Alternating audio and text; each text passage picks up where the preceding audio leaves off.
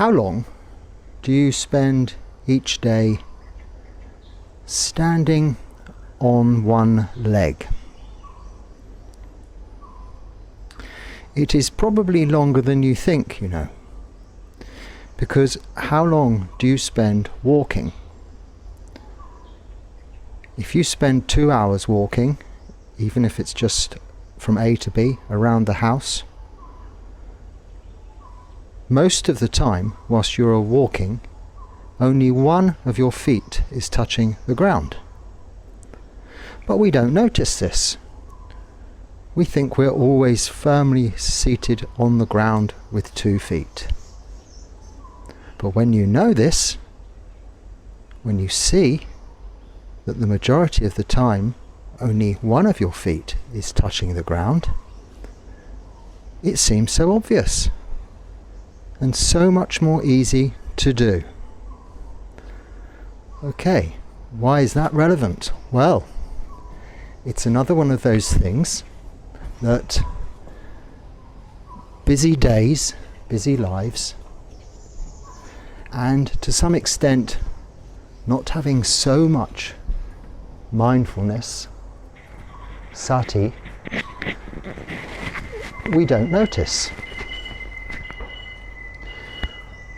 We notice all the things, all of the activity and the goings on in our lives. The objects in the room. A crowded room seems a very busy place. But you can see, even in a room that seems crowded, there is also space. But we don't notice the space.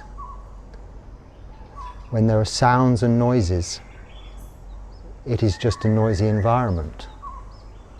But there is always some change in sound or silence between sounds. Of course, when the refrigerator turns off, as it does, you notice it.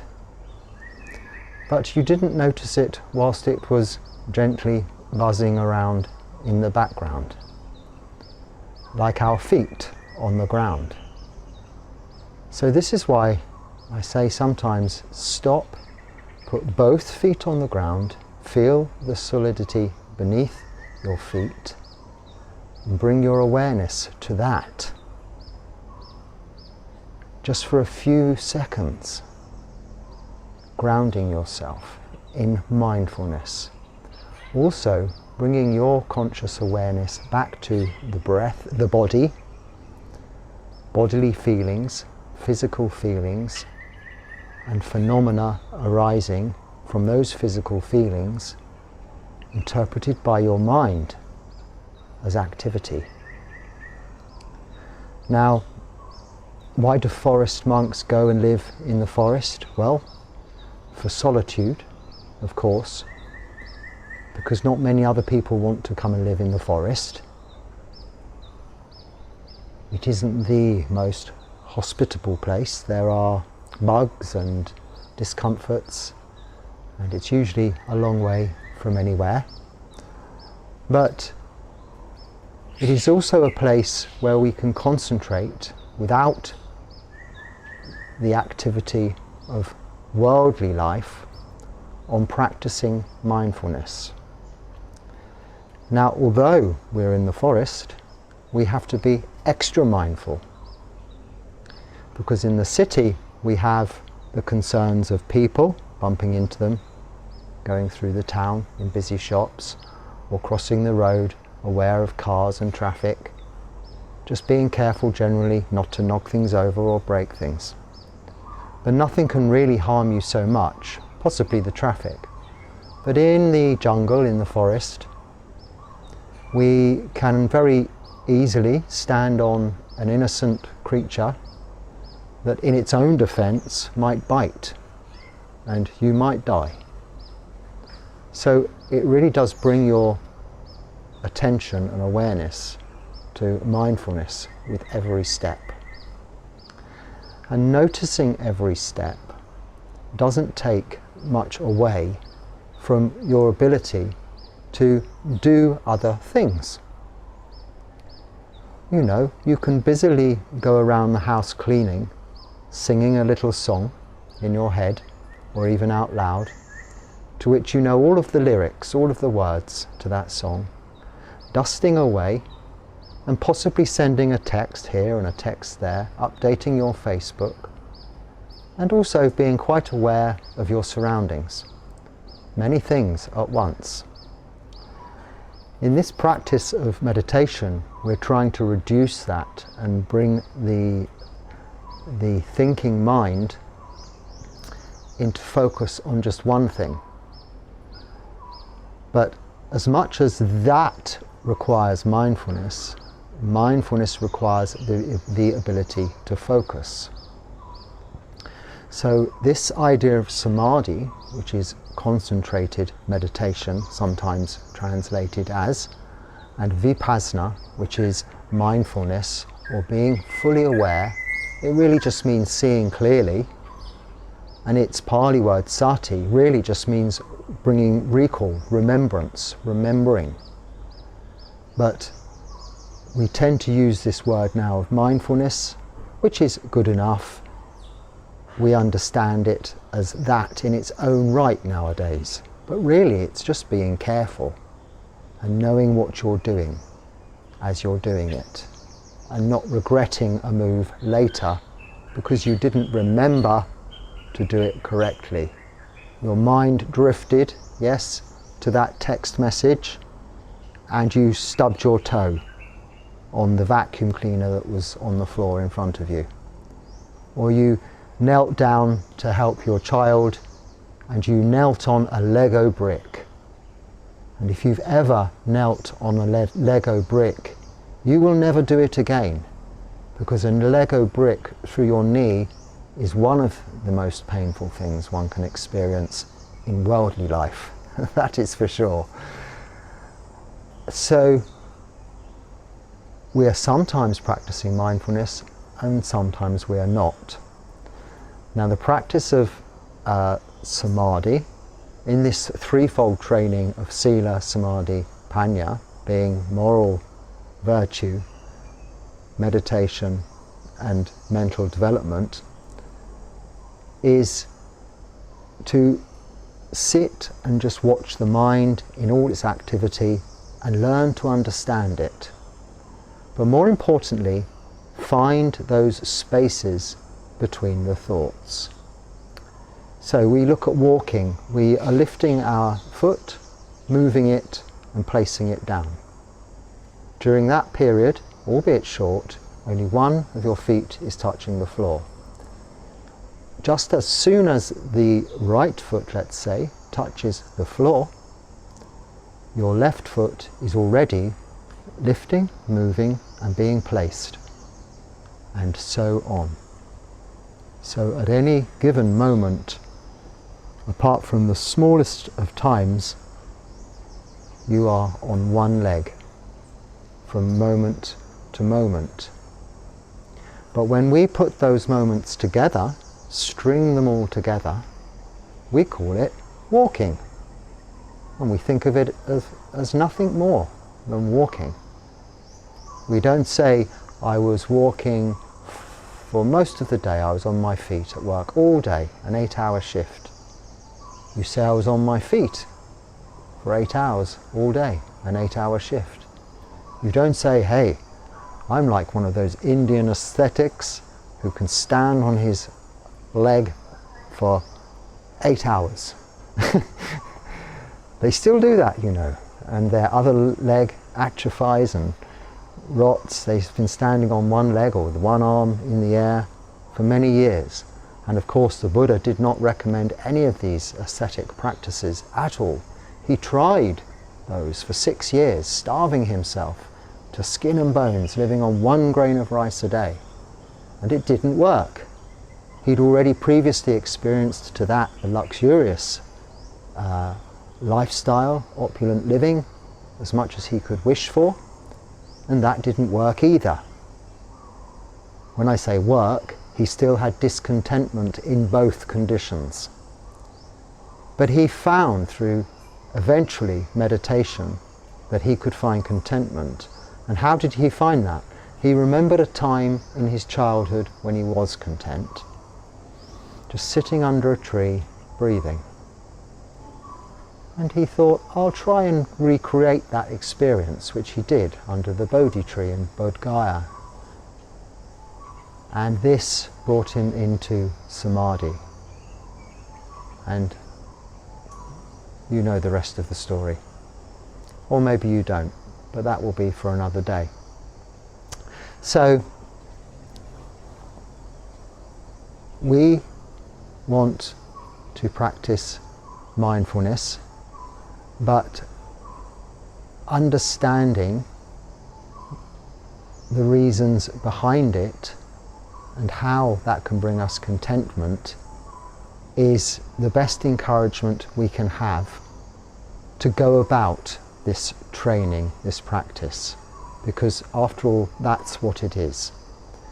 That is why we become monks. We give everything up, even our clothes, our hair, our identity really. We change our name, and we live in the forest, far from people, alone, in solitude, just to watch how our mind behaves, and also how our bodies behave. The moment-to-moment stepping in walking, each moment you're standing on just one of your feet and putting them together, we call it walking. Likewise, throughout our day there are moments, and in each and every moment we can choose from doing good, doing bad, or indifferent behavior. In our bodily actions, in what we say and what we think, we do have some choice to do, say and think wholesome things, to do, say and think unwholesome things, or to do, say and think indifferent things. Now, to some extent we can decide, but often we have already performed an action and we think, I shouldn't have done that, I shouldn't have said that, and oh, why am I thinking this? Body, speech and mind. It's going on, these actions, creating karma. Karma just means actions in each and every moment. When we string all of those moments together, we call it a day, we call it a week, a month. We're coming up to the next full moon of March. I don't really use days in calendars, I think it's Saturday, tomorrow. This is when you'll see this video, maybe, but the full moon of March is significant, but I'll talk about that in the next video, because that's for a whole video. But we have months, we have years, and a whole lifetime. We're firstly young, or babies, then young, growing up. We have our school years, our college years, our university years, our careers, our retirements. We get old, we get sick, we die. A lifetime. But as in each and every moment we are creating this karma, and it's moving, it's put together to call it these, let's say for convention's sake, these measures of time, days, nights, weeks, months, years, decades. In essence, all we ever have is that moment, and it is only in that moment that we can decide about how we behave. There is no point in that moment thinking about the previous moment or the past. That action has been done. It cannot be undone. Of course, there may be ways to do positive actions in this moment now to help alleviate trouble you may have caused in the past, an apology, for instance. Likewise, there is no point in us concerning ourselves with what will happen in the future. That is purely imagination. Even into the next moment, we can only know for sure, and that is uncertain, as far as our next breath. If you look at the situation, you inhale, you could die. You might inhale but not be so aware of it. We don't know. Or we could live on to a ripe old age. We don't know. So we are using mindfulness to be present in the current moment. And remember, the point of this understanding is not to give ourselves extra things to do, but to make our lives easier and assist with generating contentment. And from contentment comes true happiness. So,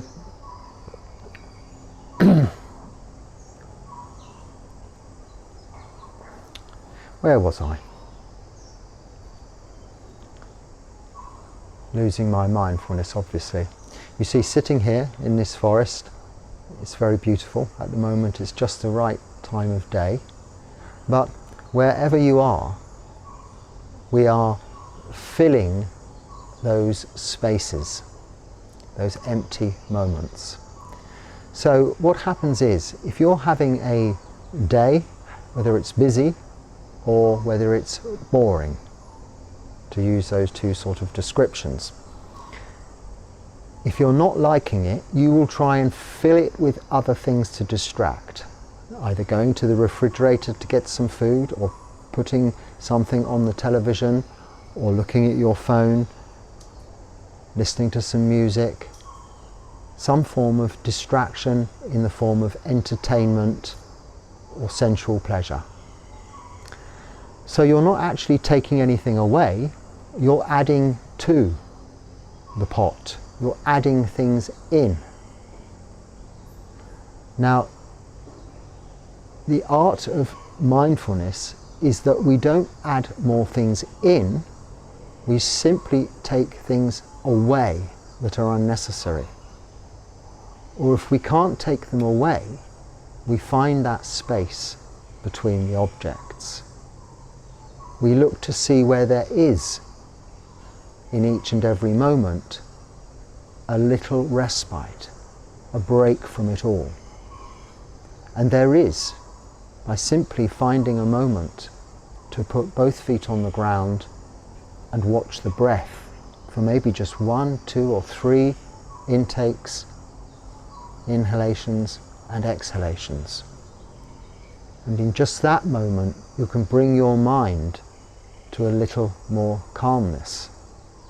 And you can also notice that that mind, as it calms, is the very same mind that when you're having a good time and you're not needing to bring in things to distract, entertain, the very same applies. There is that mind of calm, spaciousness and contentment. So in a way, we can say we had an overall good day. It had some ups and downs. It had some good parts to it and some bad parts to it. That is when you've strung all the moments together. But when you detach the links of that chain and look at each and every moment, the components of the day are pretty much the same, aren't they? And it is bringing your awareness back to those moments that we call mindfulness. When we have the opportunity to sit and meditate, it is even easier to watch that, because we take away the physical doing and even the mental doing. We don't try to stop thinking, we simply stop and watch the thinking, and we let our bodies stay still.